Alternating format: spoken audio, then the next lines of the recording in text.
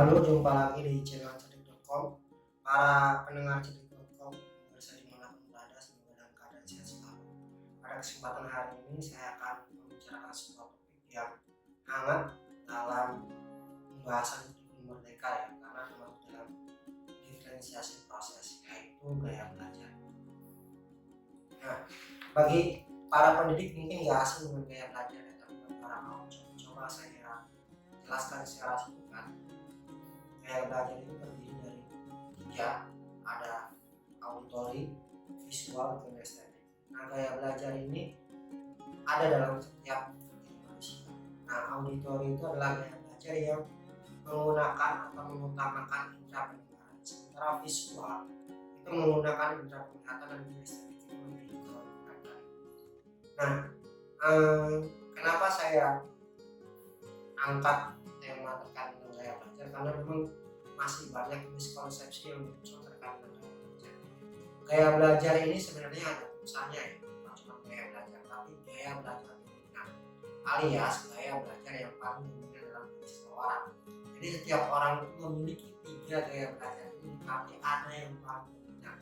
Misalnya saya ya, pada saat ini saya belajar dengan gaya visual, tapi bukan berarti saya tidak belajar dengan auditori dan estetik. Atau di lain kesempatan saya belajar auditori dengan gaya auditori, menggunakan podcast, menggunakan ceramah dan sebagainya, tapi bukan berarti saya nggak bisa belajar visual atau belajar estetik. Jadi gaya belajar ini sebenarnya ada tiga-tiganya dalam satu orang, tapi mana yang lagi dominan. Nah, gaya belajar ini dimanfaatkan untuk apa? Untuk menimbulkan kenyamanan belajar. Tapi bukan berarti dengan kita menggunakan gaya belajar akan menunjukkan hasilnya ya, karena berdasarkan hasil riset tidak ada hasil yang signifikan antara pengaruh gaya belajar yang digunakan dengan hasil belajar. Nah, ini yang perlu kita ketahui, karena kurangnya bukti empiris yang kuat, banyak penelitian tidak menemukan bukti yang cukup kuat untuk mendukung klaim bahwa mengajar dengan menyesuaikan gaya belajar individu akan meningkatkan hasil belajar secara signifikan. Artinya kita para pendidik itu tidak perlu disibukkan dengan konsep gaya belajar, karena memang gaya belajar itu adalah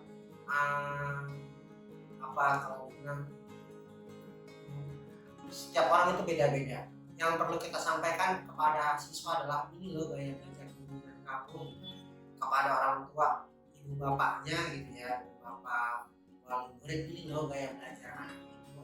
Jadi orang tua itu yang memberikan media, yang memberikan alat bantu belajar di rumah masing-masing. Tapi ketika guru yang mencoba, karena memang belum ada bukti empirisnya ya yang cukup kuat yang menunjukkan hasil yang signifikan antara penggunaan gaya belajar sesuai dengan individu di kelas ya, karena memang kita bicara di kelas ya.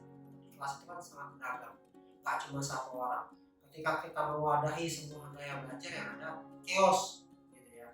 Nah, yang selanjutnya yang lebih penting adalah variabilitas antar individu. Meskipun individu memiliki preferensi terhadap gaya belajar mereka ya, hal ini tidak selalu berarti mereka belajar lebih baik dengan menggunakan metode tersebut.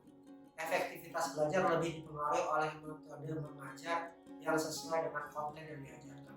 Artinya ibu bapak guru fokus ke konten, lihat nih kira-kira dengan konten yang ibu bapak ajarkan apa ya metode yang tepat, apa yang bisa dilakukan. Misalnya kita belajar tentang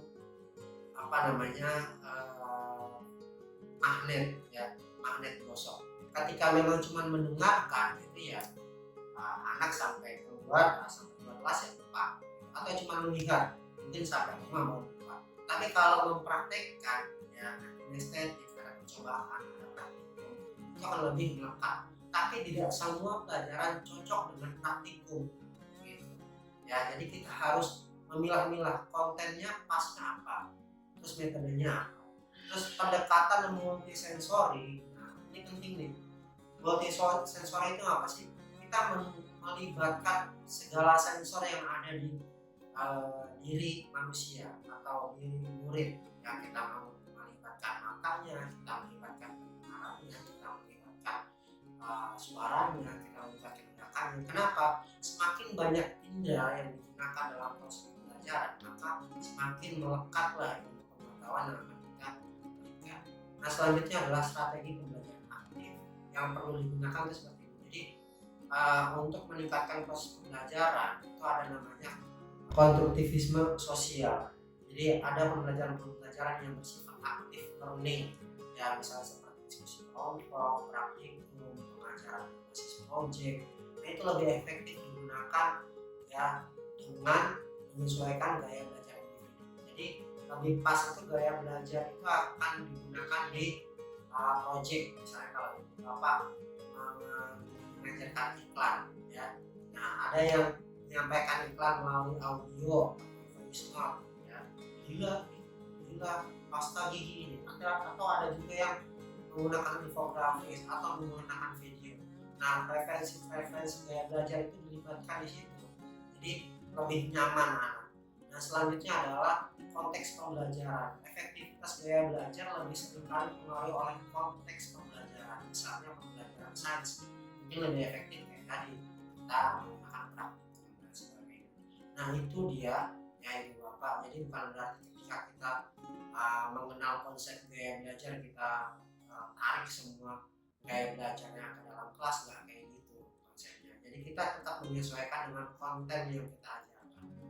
Ini penting karena banyak miskonsepsi yang terjadi. Lalu apa gunanya kita mengetahui gaya belajar anak? Satu, semakin kita kenal secara detail dan mendalam setiap siswa kita, maka kita akan lebih tahu potensi lalu apa yang menjadi tantangan dia. Ketika kita tahu potensi dan tantangannya, kita akan lebih lancar untuk kalau bahasa Ki Hajar Dewantara itu mendampingi atau menuntun menuju kodrat. Nah, itu dia. Dan kita perlu tahu juga bahwasanya setiap orang itu punya talentnya masing-masing, ya. Kita belajar tentang konsep multiple intelligence nanti ada kesempatan. Nah, demikian Ibu Bapak terkait tentang miskonsepsi gaya belajar. Semoga dapat bermanfaat video ini. Salam literasi.